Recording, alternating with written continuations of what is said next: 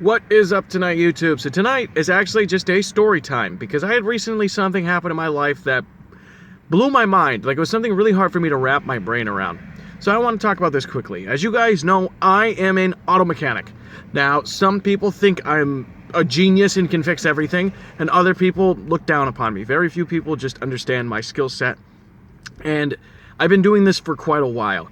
So I've been between schooling and between physical working, have been doing mechanics or car work at least for 10 years. That's not a small amount of time. So real quick, I want to talk about how I got into this industry. So when I was in middle school, we toured the Votech that you could go to when you were in high school. And I went around, I met every teacher in the class, and everyone had this boring sales pitch like, oh, I'm the plumbing teacher, you'll learn plumbing. When I got to auto body specifically, the teacher gave this amazing sales pitch and was like, I will teach you mechanical, electrical, plumbing, stocks, whatever you want to learn. I'll teach you if you're willing to learn. And I loved that. I loved that a lot. So I actually joined auto body and I did it for 3 years before I graduated high school. And then I decided to go to college for auto mechanics because I wanted 3 years of one and then 2 years of the other. And I graduated from there. And then I got to the industry and the industry was terrible. So I left McDonald's working part-time when I was in college, and then when I came back from college, I went back to full-time. I was making $10 an hour. Now, I started there at minimum wage, of course, but I was making $10 an hour when I left, and I left to work in a mechanic shop at $9 an hour. Now, if you guys have been on my channel for a long time, you will have been there with me through all of those. And $9 an hour barely paid my bills. My wife and I lived in our first apartment, were scraping by, we were dirt poor, and we pretty much couldn't survive on it. And what ended up happening was they forced me to resign and I quit.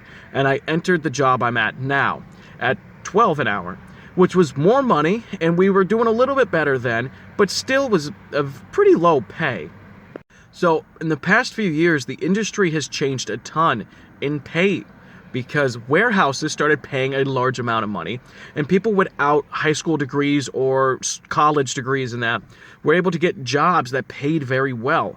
Well, the automotive field kind of adjusted to aim for that. And depending on who you are, you can make a very, very good wage.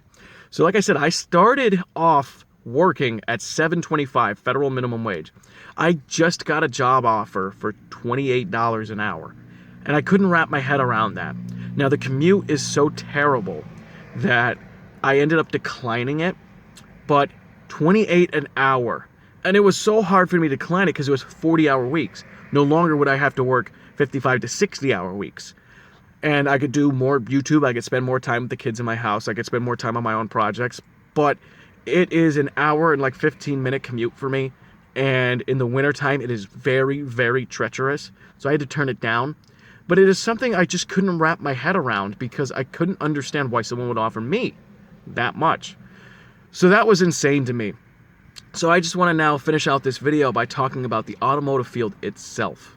So when I graduated Votech in high school and decided to go to college, I knew I wanted to do something with cars. And I knew that you could get an apprenticeship, but I thought it was very rare. It wasn't until I got into the field, sadly, did I learn that apprenticeships are extremely common if you're willing to put in the work.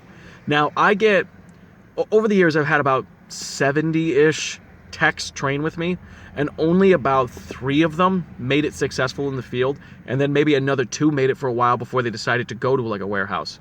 The rest of them come in, and then when you have to work, just quit. And that is the sad reality of it.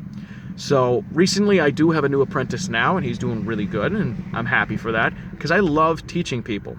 But if you were ever interested in getting a job in the automotive field, really all you have to do is seek out more of a local shop, more of a tire shop, maybe a dealership will allow you, and they will just raise you through the ranks.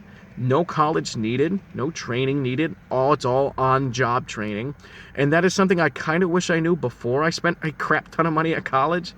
But I just wanted to share this video with you guys because I'm 25 years old and I never thought that I would be able to do something like that. I knew I could make a career out of this, but I never thought it would be like a really high-paying career. So I just wanted to share that with you guys. I really didn't have any other video to film. And currently, right now, I am back at the bowling alley I told you I was going to be at last week, because we didn't bowl last week. And I'm here with Em and my parents, and we are currently waiting and waiting and waiting on the lane. And it sucks. And Em is antsy.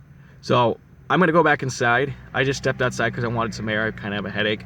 But I wanted to share that with you guys. I like sharing things in my life with you guys. But I'm going to go back to bowling now.